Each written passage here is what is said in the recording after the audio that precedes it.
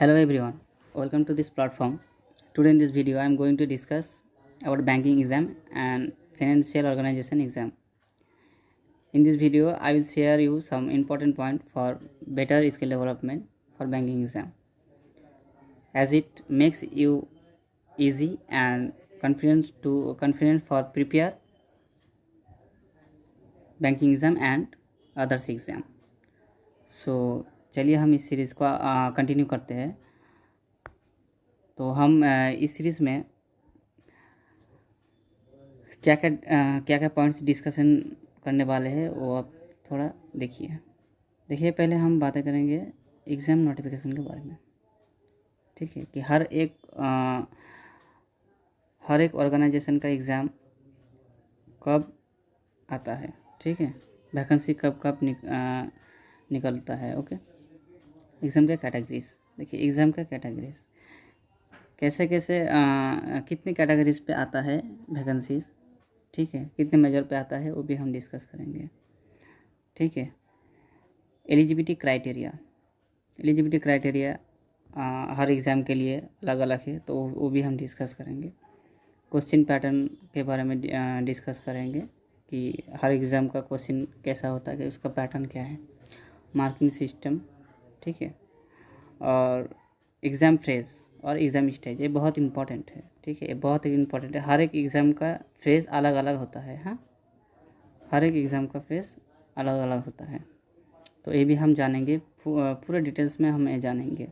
ठीक है, जैसे कि प्री हो गया, मेन हो गया, interview, LTP, descriptive test, GD, ठीक है, PI, ये सब हम आगे जानेंगे। हम आपको ये बता दें कि पहले प्री, मेन, इंटरव्यू, LTP का मतलब हो गया आपका लोकल प्रोफिशिएंसी टेस्ट और लोकल लैंग्वेज टेस्ट। हाँ, डिस्क्रिप्टिव टेस्ट हो गया, और GD का मतलब है group discussion. Okay, group discussion. और PI का मतलब है पर्सनल इंटरव्यू। सिलेबस के बारे में हम बातें करेंगे। सिलेबस बहुत इम्पोर्टेंट है। हर एक एग्ज़ाम के लिए, हर एक मेजर के लिए अलग अलग सिलेबस होता है। ठीक है, तो सिलेबस का पूरा डिटेल्स में जानना हमें आवश्यकता है। ओके, और लिटिल इन्फॉर्मेशन अबाउट ऑर्गेनाइजेशन। देखिए, हम 7 ऑर्गेनाइजेशन के बारे में थोड़ा समरी से जानेंगे। ओके, 7 ऑर्गेनाइजेशन के बारे में हम जानेंगे। ठीक है, हमें आवश्यकता है जानने क्या कि वो ऑर्गेनाइजेशन क्या है, रोल क्या है ऑर्गेनाइजेशन का, वो हमें ज़रूर पता होना चाहिए।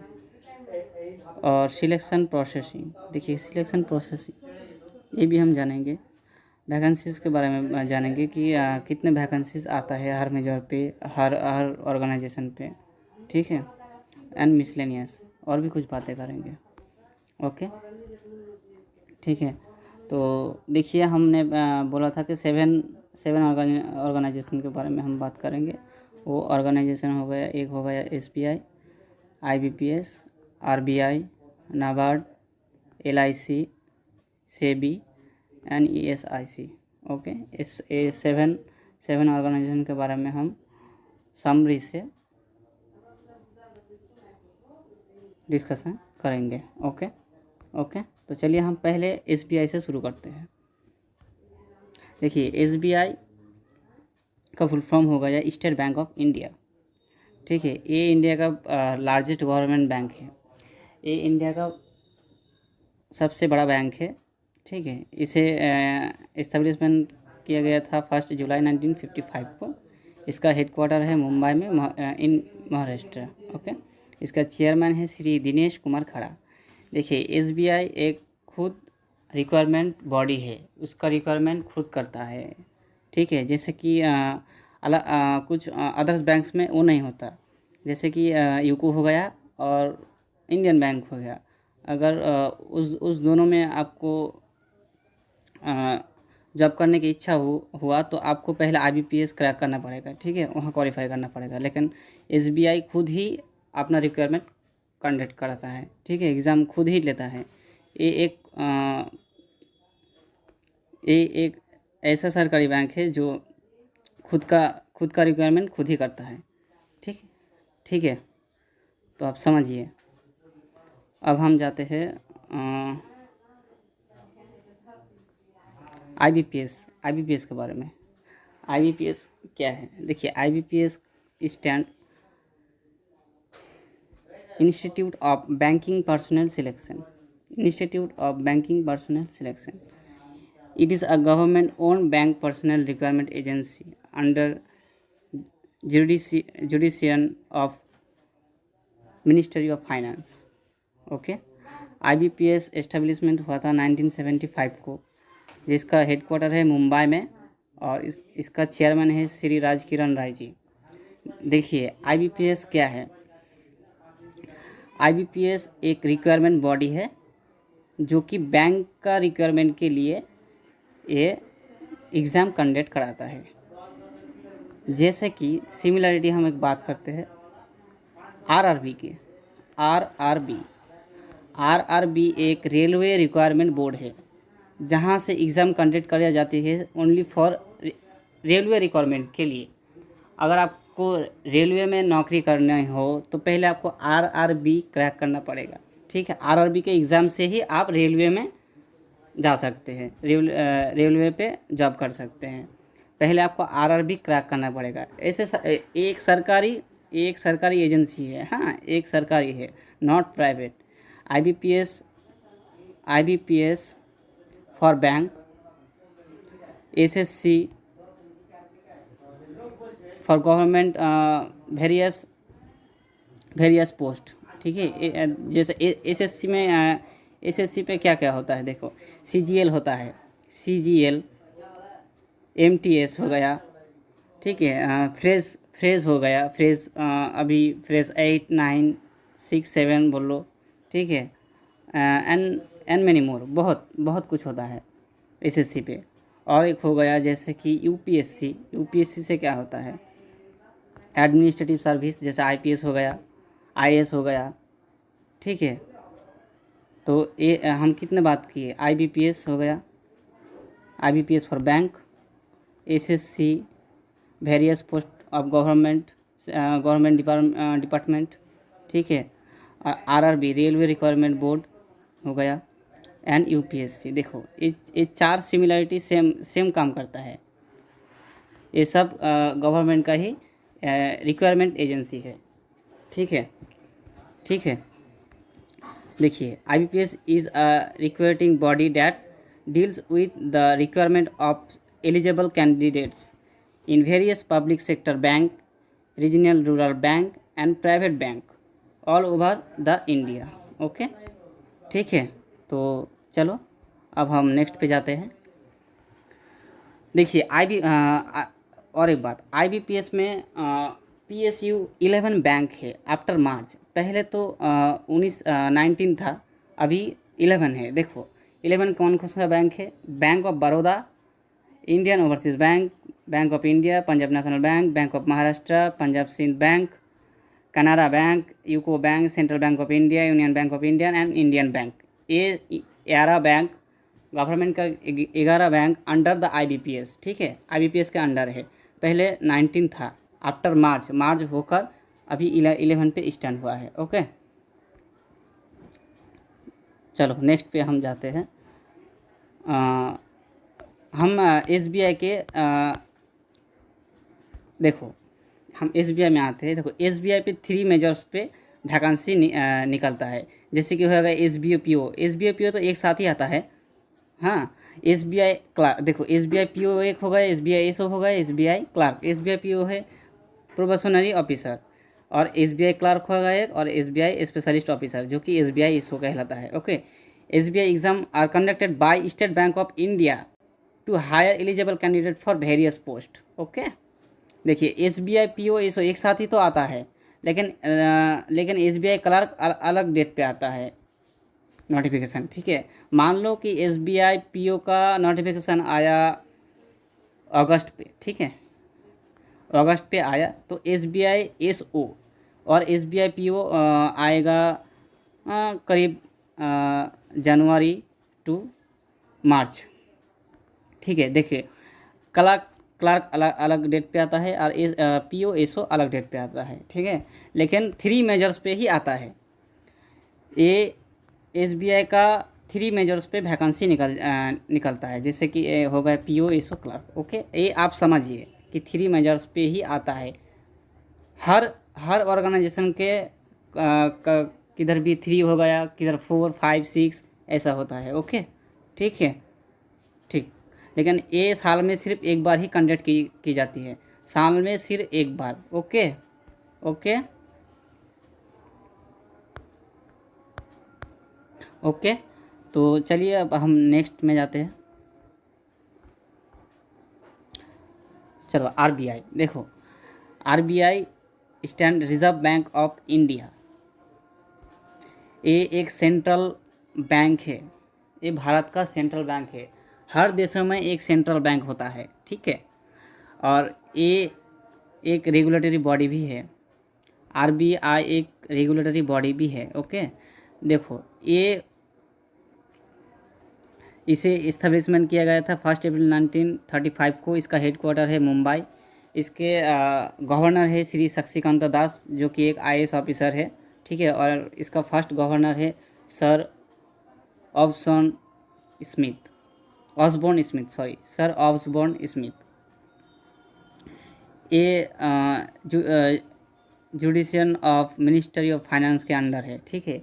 ये एक रेगुलेटरी बॉडी है फॉर द बैंक्स। भारत में जितना भी बैंक है सब आरबीआई के अंडर है। आरबीआई का काम है सब बैंक को इंस्पेक्शन करना, इंक्वायरी करना, ठीक है, ठीक है। और ये सब it has obligatory power to regulate, guide, help and direct all others bank. देखो जितना भी बैंक है सबको ये गाइडलाइंस करता है, ठीक है, आरबीआई। देखो सब बैंक ही आरबीआई के अंडर काम करता है, ठीक, ठीक है। समझ में आया आपको? देखिए आरबीआई करेंसी भी छापता है वही।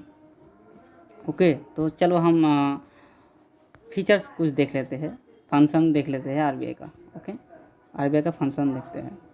देखिए आरबीआई फिनेंशियल मार्केट को रेगुलेट करता है, ठीक है, ये बहुत इंपॉर्टेंट है। देखो आरबीआई फिनेंशियल मार्केट को, फिनेंशियल सिस्टम को, फिनेंशियल मार्केटिंग को वो रेगुलेट करता है। एक रेगुलेटरी बॉडी है for the financial system and all others of bank in India. Okay, issuer currency issue करता है, ठीक है। और डिटेक्शन ऑफ फेक करेंसी, देखो,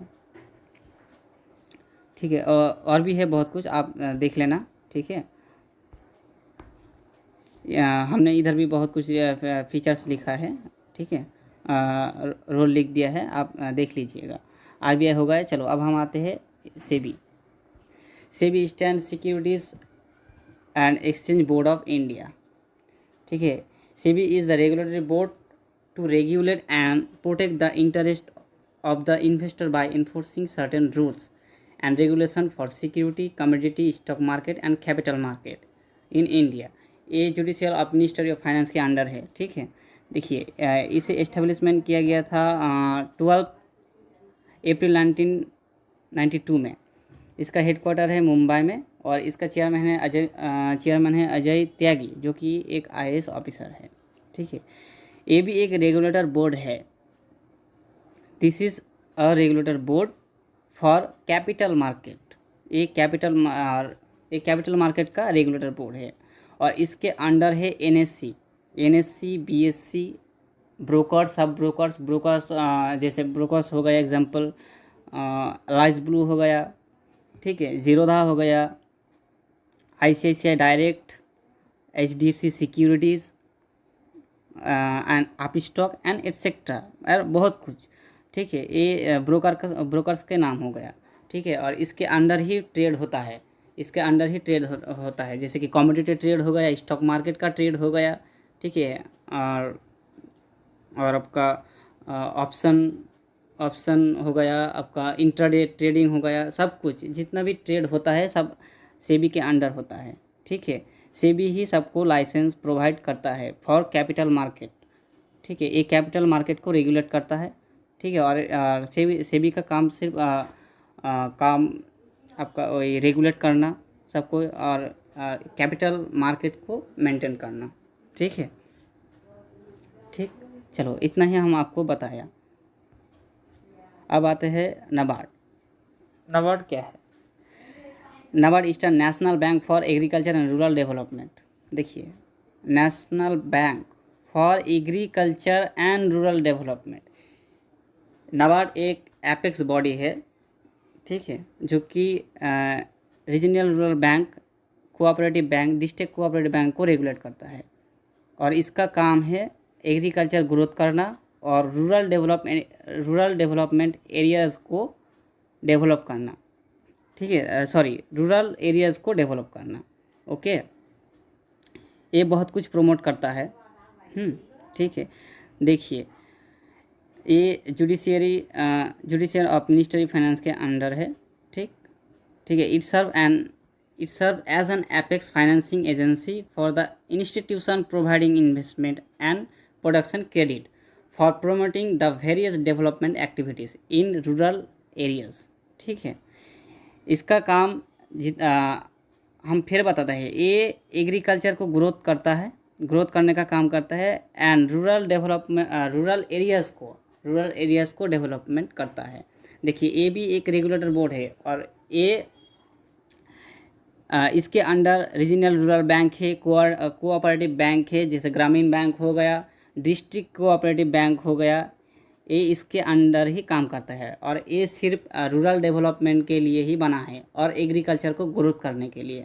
ठीक है, इसका इस्टेब्लिशमेंट किया गया था 12 जुलाई 1982 को, जिसका हेडक्वार्टर है मुंबई में, और इसका चेयरमैन है श्री गोविंदा रजुलू चिंतला। ठीक है, चलो हमने इधर पर्पस दे दिया है एक रेगुलेटर का, कि आप देख लीजिएगा, और रोल भी लिख दिया है।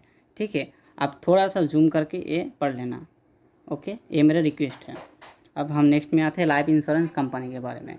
देखिए, लाइफ इंश्योरेंस कंपनी एक गवर्नमेंट का लार्जेस्ट इंश्योरेंस कंपनी है, जो कि under the government. Okay, life insurance company is an Indian insurance and investment corporation. It is under ministry of finance.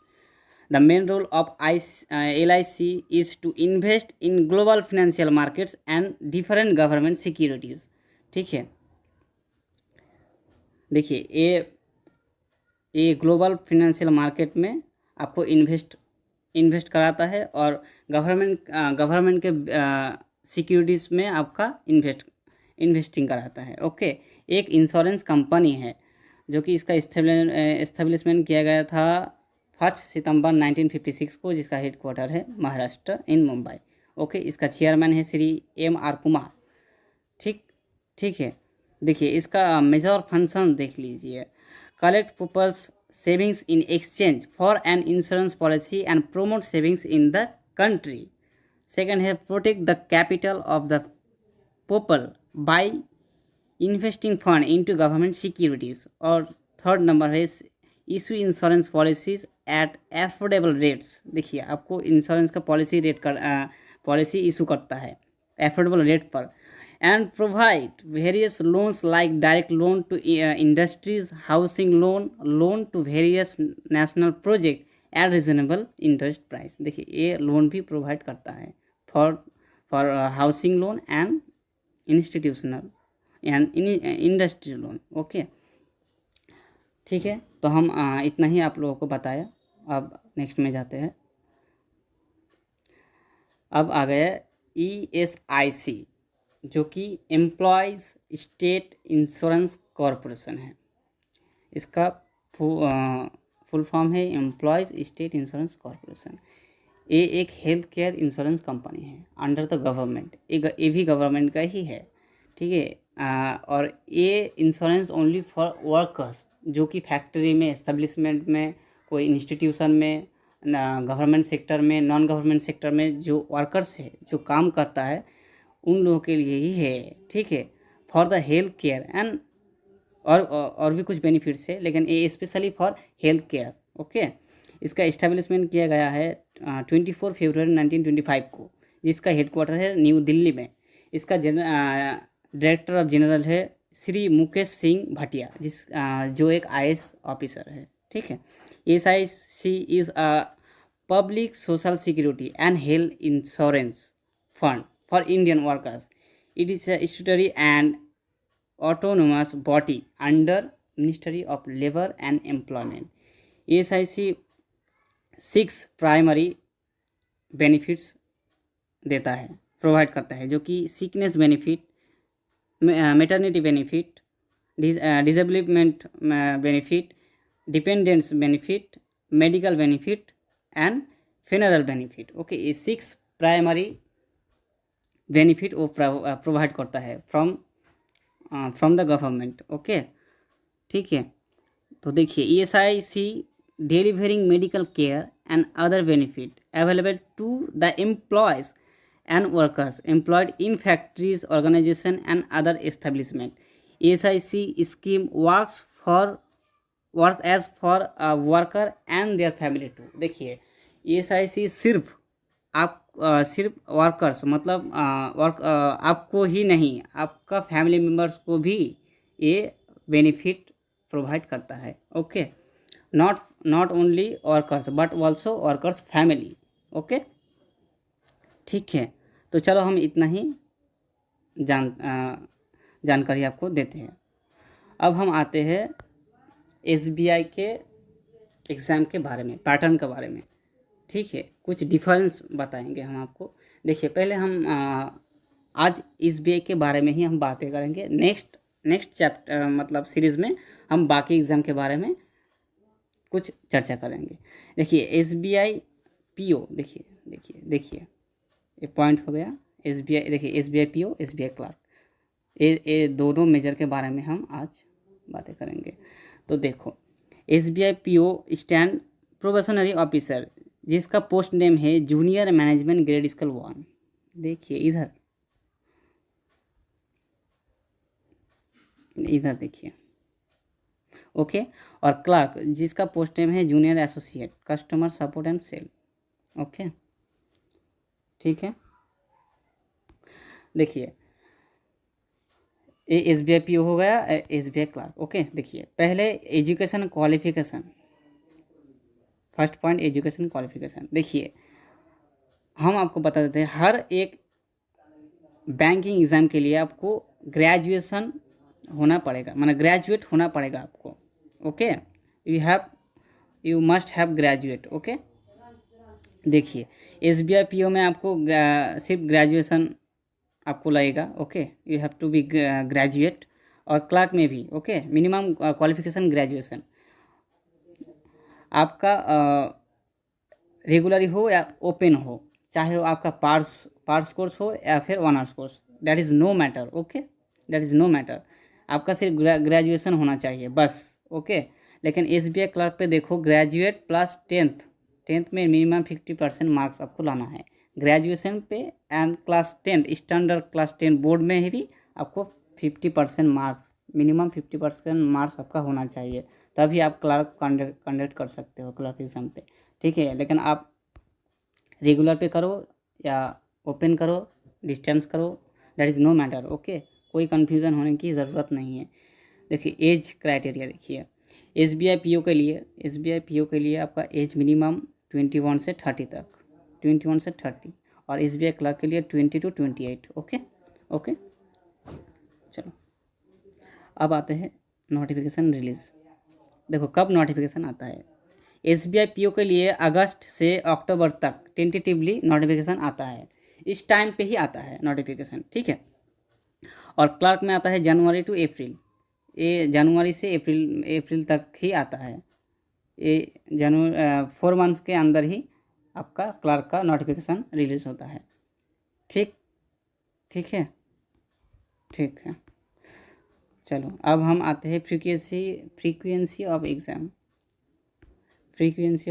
देखो ये दोनों ही साल में एक बार ही कंडक्ट की जाती है, once in a year. Okay, ये दोनों एग्ज़ाम ही साल में एक बार ही कंडक्ट की जाती है। ओके, अब आता है एग्ज़ाम फेस। देखो ये बहुत इम्पोर्टेंट है, ये बहुत ही इम्पोर्टेंट है। इससे पहले वैकेंसी देखो, SBI PO के लिए 2 से 3 हज़ार हर साल वैकेंसीज निकलता है SBI PO के लिए, और क्लर्क के लिए आता है 8 से 10 हज़ार हर साल। ओके ओके, हर साल SBI PO में 2 से 3 हज़ार और क्लर्क में 8 से 10 हज़ार। ओके, ठीक है। और एग्ज़ाम फेस देखिए और एग्ज़ाम का स्टेज। पहले तो आपका SBI PO में अगर आप SBI PO देना चाहते हैं तो पहले आपको प्री देना पड़ेगा, जो कि 100 मार्क्स का एग्ज़ाम होगा, ठीक है, जो कि 100 मार्क्स का एग्ज़ाम। उसके बाद मेन होगा जो कि 200 मार्क्स का एग्ज़ाम होगा। उसके बाद होगा आपका GD मतलब कि ग्रुप डिस्कशन, और उसके बाद होगा आपका इंटरव्यू। ओके, देन आपका सिलेक्शन प्रोसेसिंग आगे बढ़ते जाएगा। ओके, SBI क्लर्क में देखिए पहले आपका प्री होगा, वो भी 100 मार्क्स का होगा। SBI मेन वो 200 मार्क्स का होगा। एंड देन टू LLT मतलब local language test. Okay, local language test, इसे LPT भी कहा जाता है, जो कि लोकल प्रोफिशिएंसी टेस्ट भी बोलता है इसे। देखिए यहाँ नो इंटरव्यू।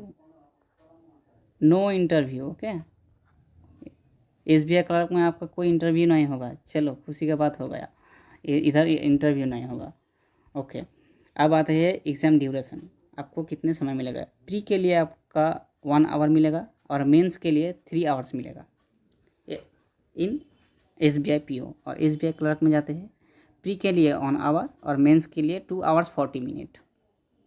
ठीक है, टोटल कितना हुआ 3 hours 40 minute. Okay, number of question and marks.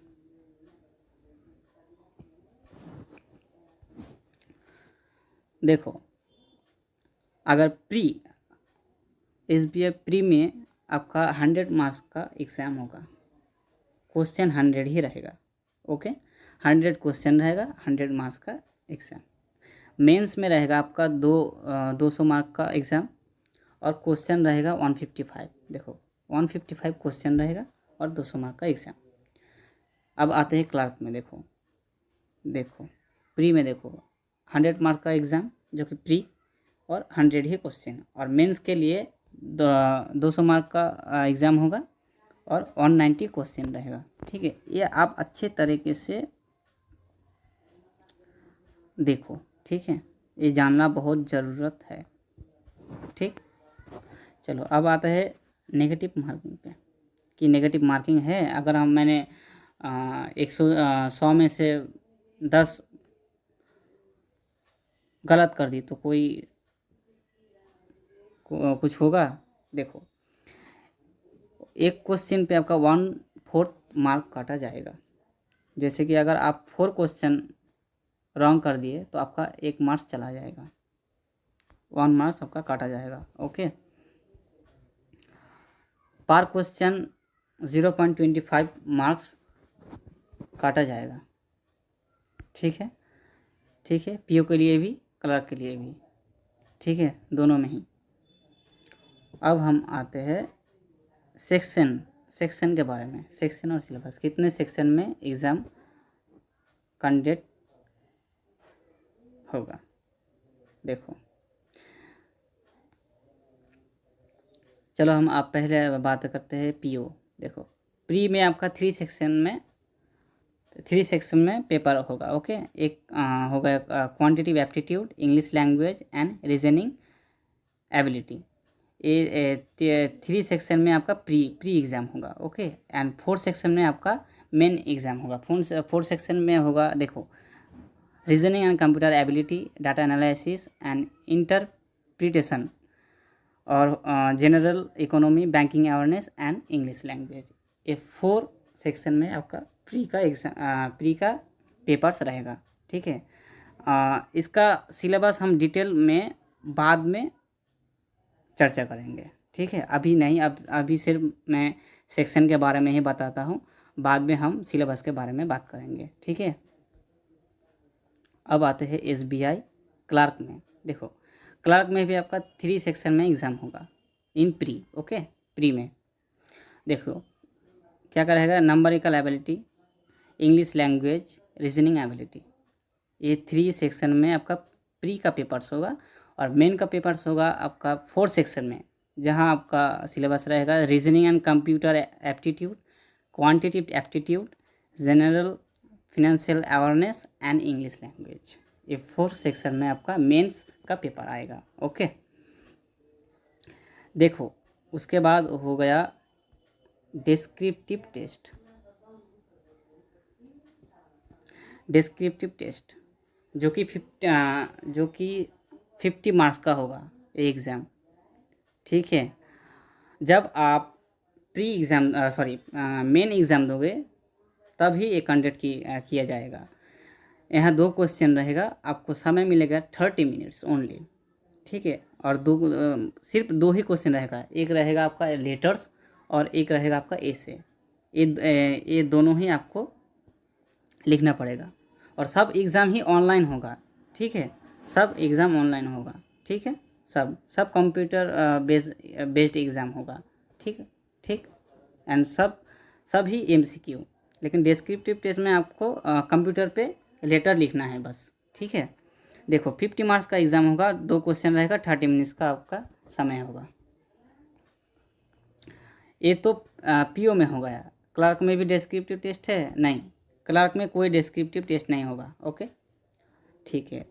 Number of attempt, आप जितनी चाहे उतनी बार एग्ज़ाम नहीं दे सकते, इसके भी रूल्स एंड रेगुलेशन है। ठीक है, देखो अगर आप जनरल हो तो आप 4 टाइम ही एग्ज़ाम कंडक्ट कर सकते हो। अगर चौथी बार ही आप फेलियर हो गए एग्ज़ाम में तो 5वीं बार आप एग्ज़ाम नहीं दे सकते अगर आप जनरल हो। अगर जनरल हो और PWD तो आप 7 टाइम एग्ज़ाम दे सकते हैं। अगर आप OBC हो और OBC PWD हो तो आप 7 टाइम्स एग्ज़ाम दे सकते हैं। ठीक है, अगर आप ST SC से हो तो नो रेस्ट्रिक्शन, कोई बात नहीं। एज़ पर एज लिमिट, आपका एज लिमिट जितना है आप उतनी बार ही दे सकते हो, कोई बात नहीं। चलो, ये तो SBI PO में हो गया। SBI क्लर्क में क्या अटेम्प्ट के बारे में क्या हुआ क्या है देखिए। देखो क्लर्क में आपका कोई रेस्ट्रिक्शन नहीं है, चाहे आप कोई भी कास्ट से हो, that is no matter. Okay, कोई भी रेस्ट्रिक्शन नहीं है, आप जितनी बार खुशी उतनी बार ही एग्ज़ाम दो as per age requirement. Okay, देखो जॉब लोकेशन, कहाँ जॉब मिलेगा आपको। अगर SBI PO पे आपको इंडिया में कहाँ में भी भेजा जा सकता है, जैसे सिक्किम हो, बंगाल हो, UP हो। ठीक है, और क्लर्क में आपका एनीवेयर इन स्टेट में आपका कहाँ भी दे सकते हो, और इन UTs। ठीक है, union territory. Okay, exam paper का लैंग्वेज, देखो एग्ज़ाम लैंग्वेज 2 लैंग्वेज में पेपर आएगा, SBI PO में भी और क्लर्क में भी। ठीक है, 2 लैंग्वेज में ही आपका पेपर आएगा, एक हो गया हिंदी और एक हो गया इंग्लिश। ठीक है, ये सब एग्ज़ाम में ही दो लैंग्वेज में ही होता है, English and Hindi. Okay okay, देखो सिलेक्शन प्रोसीड्योर देखो पहला स्टेज में आपका, इसे हम बड़ा करते हैं, पहले स्टेज में आपका प्रीमियरली होगा। सेकेंड स्टेज में आपका मेन एंड डिस्क्रिप्टिव टेस्ट होगा। फाइनल स्टेज में आपका ग्रुप डिस्कशन मतलब GD होगा। GD उसके बाद होगा आपका इंटरव्यू। ठीक है, देन सब कुछ कंप्लीट करने के बाद आपका डॉक्यूमेंट्स वेरिफिकेशन किया जाएगा। ठीक है, ये होगा आपका SBI PO।